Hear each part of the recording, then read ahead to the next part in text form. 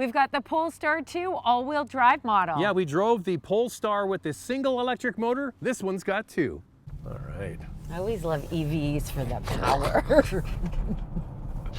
You know, see, that's a blast. This is a Polestar, and if I had this car, Andrea, I would give it the name Brandy. Oh God, Zach, You guys, don't go there. You guys know what I'm talking about, a little Polestar action. All right, what's under the floor of this thing? A 300 kilowatt dual motor with 408 horsepower and 487 pound-feet of torque. It has up to 418 kilometers, 260 miles of EV range, and it goes 0 to 60 miles per hour in 4.5 seconds. Now the base model is the single motor with 170 kilowatts. It has 434 kilometers or 270 miles of range, 231 horsepower, and 243 pound-feet of torque. Click on the card above at any time to watch that review. So this Polestar competes kind of in the premium space, so you must get some nice stuff. Let's go through it with our key standard features. The Polestar 2 comes with an 11.2-inch touchscreen with Google's Android Automotive services, a 12.3-inch digital driver display, Apple Carplay and Android Auto, heated front seats, power driver and passenger seats, an 8-speaker audio system, a foot-activated tailgate, LED headlights with active high beam and LED taillights, 19-inch wheels, and front and rear park assist. Very clean dash, really not much in the way of buttons and switches. What are we going to do though? You got to put it in S for subscribe, and if you can hit that notification bell, you'll be notified when all of our reviews drop, and then you can watch them. And we do this, the couple car review, twice a week. The first one drops on Wednesday. We put another one out on Saturday. So make sure you like and subscribe, but also follow along on Instagram. It's Motormouth_Andrea to see what's going on behind the scenes. For me, it's Motormouth_Auto, and the links are below the like button. This video is brought to you by Car Cost Canada. Get the dealer's cost, list of rebates, plus discounted interest rates. Use the promo code Motormouth to become an expert member and get extra searches. The link is in the description below. So earlier in 2022, we drove the base model, the single motor variety, front wheel drive. We both really liked it. Do you like this dual motor more? Well, I like the power. The torque number is double what that front wheel drive model has. So I really like that instant acceleration, that snap that you get with this. Hey, you know what? The front wheel drive model had enough power, but this has more. And I just like that instant acceleration feel. The good thing is to go from the single motor to the dual motor, there's not much in it in terms of price. No. How much more is the dual motor version? Only $3,500. Like, why wouldn't you get Yeah. it? And for resale in a northern climate or anywhere really, that's the one that people are going to want. And that's what I like about Polestar, is that they've kept the same packages, whether you get the front wheel drive or the all-wheel drive model. It's just an extra $3,500. All day on that. Now, one of the struggles with an electric car is you have a big, heavy battery down low. Yeah. So it's a positive and a negative. You have a low center of gravity. The cars kind of handle better because all that weight is down low. Yep. But the shocks have to really do, an interesting thing is to balance the compression and also the rebound. And I think that Polestar does a really good job with it. This definitely has a firmer suspension, and you can go into the screen and you put it in sport mode. And in that sport mode, you can create lighter steering, or you can have heavier steering. You can take it out of sport mode, and it works the exact same way for the steering. You've also got one pedal drive, which we see in other Volvo models, works exactly the same way. There's no paddle shifters here for regen braking on the steering wheel. All right, we should probably mention that. So Polestar used to be a performance division of Volvo, Yeah. and then they spun it off into a separate company, essentially, making just pure EVs. The parent company is Geely or Geely. I know a lot of people corrected me last time, the Chinese car company, but you get a lot of similarities between Volvo and Polestar. For sure. And you can also add the performance pack on this if you want to get the Brembo brakes, you want sharper handling. It has more horsepower and torque than what this model has. It's going to cost you almost $7,000 Canadian to get it, $5,500 in the US. I don't like it that much, Andrea. Me either. I think I'll just stick with this. And you know what? This performs. It's a really nice driving vehicle. I know. In the EV space, as I mentioned, That whole suspension thing is tricky, and they seem to have figured it out. Plus, you know what? It just adds 15 more pound-feet of torque and 68 horsepower. How much do you need? Do we really need it? This has already got plenty. Now, how about the looks? I think this is one of the better-looking electric vehicles on the market. Well, it would look great as a regular conventional gas model. I'm not loving the big over-styled wheels, though. And one of the reasons is they get dirty really easy. I had to clean the wheels twice for filming for you. I did that for you. I would call Volvo and these Polestars handsome. Yeah, and it really has a minimalistic exterior design to it. I like how they have frameless exterior mirrors. There's regular door handles. What a treat. And I think the back end, when the lights are all lit up, it just looks beautiful. Moving to the interior, you see that minimalistic approach as well in the design. It's simplistic. It doesn't have a lot of extras in here. I like the clean look. We're going to get into this nonsense in a moment. Just stick around. That's coming up in Questions, Coffee, and Cars. You know what I like, Andrea? Yeah. I like the use of fabric on the doors and on the dash, the dash pad here. Yeah. It's something I really think is simple for car companies to do. It's inexpensive, but it really warms up the interior. The last one we had, that front motor one, had a cloth interior or a vegan interior. This one has the Nappa leather. I think I like the cloth one more.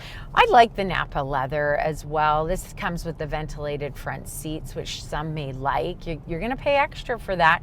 But you're right, I'd be happy with the cloth interior. I don't really need to pay extra for the Nappa leather. If you want a car that is good in a cold climate when it comes to heated seats and a heated steering wheel, that heated steering wheel is like fire. It's unbelievable. I don't know what, it takes a while to get going. Like you're driving for a few minutes and you don't feel anything. And then all of a sudden it comes on and you're like, wow, I could boil a kettle on this.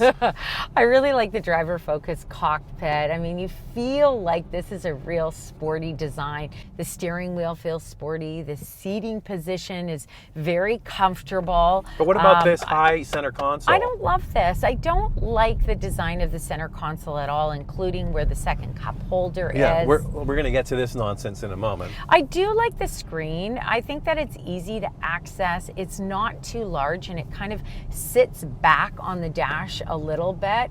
Once you figure out how to use this touchscreen, it's fine, but I wouldn't say that it's the most intuitive to use initially. No.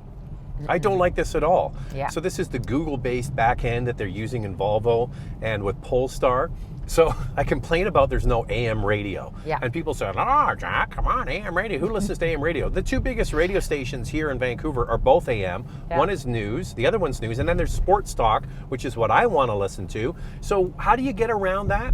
Well, you could do what's called HD radio, which has an FM sideband, but they didn't include that either. So there's no AM radio, there's no HD radio. You have to download an app and serve it through your phone if you want to get like sports talk, which is what I want. I'm not as fussed about that. I got used to You don't this want to hear setup. about how bad the Canucks are this year? No, not really. Okay. I can find it on other news stations. I don't need AM radio. You can't go on the news stations because there's no AM, Andrea. Zach is wild for AM radio. Okay, I don't mind this at all. I figured it out. It's easy to access enough once you kind of know what you're doing. All right, so let's get into the trims. It's done in packages, all for rebates. We'll explain that in a moment. We recommend getting the Plus pack, and the only reason for that is because it comes with a heat pump.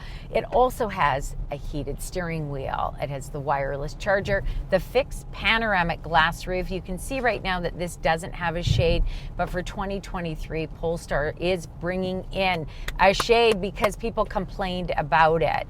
Also, heated rear seats. Don't know if that's important to you. That's all some of the features. How much is that that, are in Andrea? this trim. I want to know. How much does it cost? That's going to cost you $5,700 Canadian, $4,200 in the US. And it doesn't stop there. If you want things like blind spot monitoring and rear cross traffic alert and the 360 camera, that's in another package. Of course. That's how they extract more money from you. All right, speaking of those heated rear seats, the back seats, this is a sedan. I guess you would call it a sportback, but the back seats are comfortable. There isn't a ton of leg room. There's pretty good headroom, but the seats are very comfortable and the rake of the rear seat is very good. For front row leg room, this keeps up nicely with the Tesla Model 3 and the BMW i4, but for second row leg room, those two vehicles do offer more space than the Polestar 2. And then you have that liftgate in the back, kind of a sportback look. When you lift it up, you can see there's a divider there. You can lift that, stops your groceries from flying around. And then underneath, there's also another storage area where you could hide your cables, but we're not done there. There's also a frunk.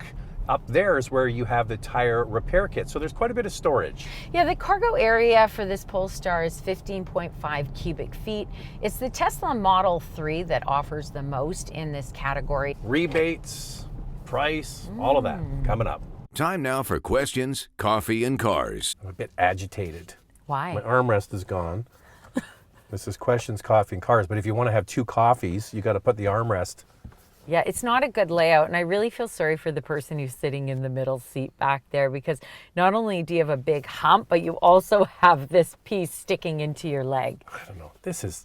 Anyway, your questions from Instagram. I don't like the trend of novelty shifters in the EV space. I get how a futuristic look is what manufacturers are going for, but I like a traditional shifter on a conventional vehicle. Well, this is pretty conventional. Yeah, pretty good stuff here. I mean, I'm happy with it. It's easy enough to use. Yeah, you toggle it back and forth. That's fine. Oh, I've made Whoa, whoa, whoa, whoa. Park, easy, park, easy, big boy. Roll it back. You know, there are some quirky shifters. I love when Andrew calls me big boy. I think she's referring to this.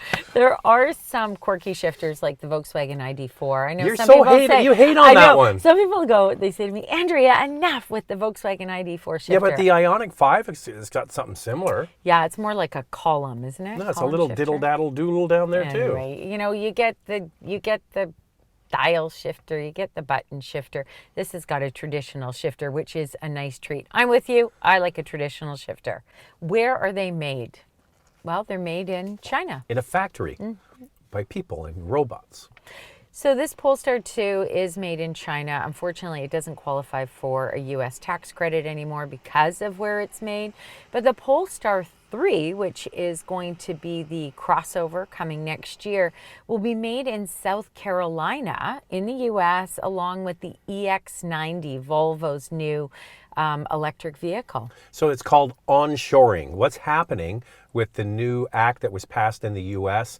to jumpstart EVs and also mining is that if the vehicle isn't manufactured and the battery isn't manufactured in North America, it no longer qualifies for tax credits. So you've seen all of these announcements by major manufacturers. Guess what? They're onshoring it to North America. We put out a lot of content each week on the Motormouth YouTube channel, and it's super easy to find. All you do is go to the YouTube search bar and type in Motormouth, the name of the channel, then the brand you're looking for. In this case, it would be Volvo or Polestar, and all our videos pop up. It's that easy. Right now, car companies are smart. They set a very low starting price. However, no one is going to buy the bare bones version. But if they want to add a package, it's going to cost $5,000 up to $10,000 on top of the MSRP.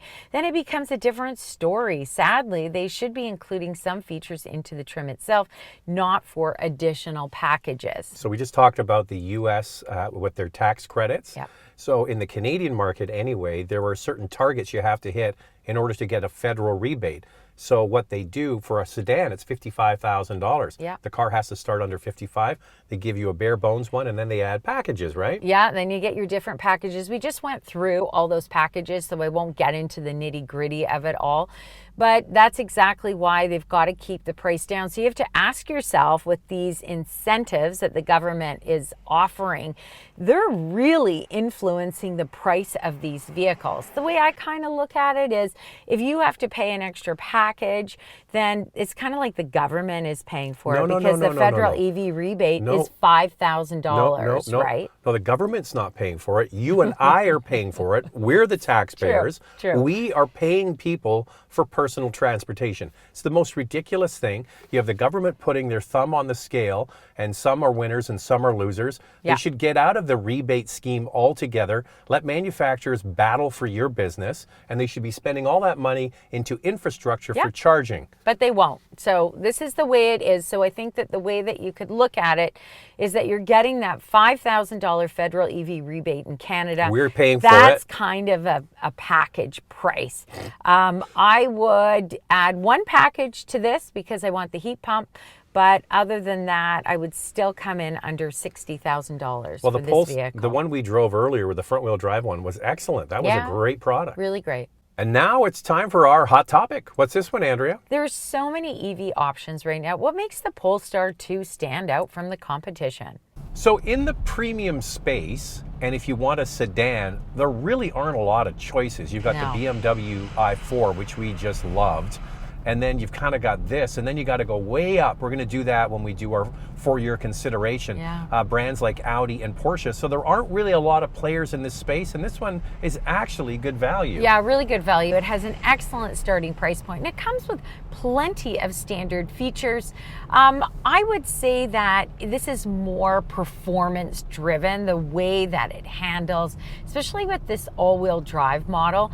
I like it a lot. It's probably one of my favorite EVs for performance. I'll take the BMW i4 though. I like that one too. I thought that was special, that car. It is special, and I also like the new EV6 GT, but I think pricing is really where it shines, and it looks good. Okay, I have a question for you. Does Polestar have any cachet? Does anybody, we know what it is because this is what we do. Do you guys even know what a Polestar is? Some people do. I would guess if you asked 10 people on the street, 9 of them would look at you like, I don't know. So it was pretty funny that I had someone on Instagram actually say, wow, this really looks like a Volvo. And I said, yeah, well, it's owned by the same company that Volvo is owned by. And he couldn't believe it. He's like, what? So you're at a cocktail party and you say, I got a new electric car. And then people are going to say, oh, what do you have? A Polestar? And they're going to go, I don't know what that is. But you say, I've got the new BMW i4. Well, they all know what BMW is. I think that's got more cachet. It might have more cachet, but this is a really beautiful EV. So then you have a very unique EV with Polestar. Absolutely. So you want to know what's the charging like and more with our vital stats. Let's start with pricing. This all-wheel drive model starts at just under $59,000 Canadian and just over $53,000 in the US. With a DC fast charger, you can charge this Polestar from 10 to 80% within 35 minutes, and with a level 2 charger, 8 hours for a full charge. This Polestar 2 can tow 2,000 pounds, and it has a 4-year, 80,000 kilometer or 50,000 mile warranty. Well, we touched on it a moment ago. Not a lot of players in this kind of space, but let's run through them. For your consideration, 4 vehicles for you to consider. First is the Tesla Model 3 long range with 449 horsepower and up to 576 kilometers, 358 miles of range. It has a starting price of under $77,000. The BMW i4 M50 with 434 kilometers or 270 miles of range, 536 horsepower. It has a starting price of just under $73,000. The Audi e-tron GT with up to 383 kilometers, 236 miles of range, 522 horsepower. It has a starting price of just under $135,500. The Porsche Taycan 4S with 522 horsepower, 320 kilometers or 199 miles of range, and a starting price of $125,500. So there are 4 luxury EVs for you to consider. Lightning round. 2 things we like, 2 things we'd like to see improved. Wow, I love all the torque. How fun. I like the way it looks. I'd like this center console with the second cup holder to be fixed, please. I would like the center console to be fixed. Please. Actually, I don't like the head unit. I don't like it. I really love the way this looks, and there's some good value here. I can't wait till they bring an SUV on this platform. This video is brought to you by Car Cost Canada. Get the dealer's cost, list of rebates, plus discounted interest rates. Use the promo code Motormouth to become an expert member and get extra searches. The link is in the description below.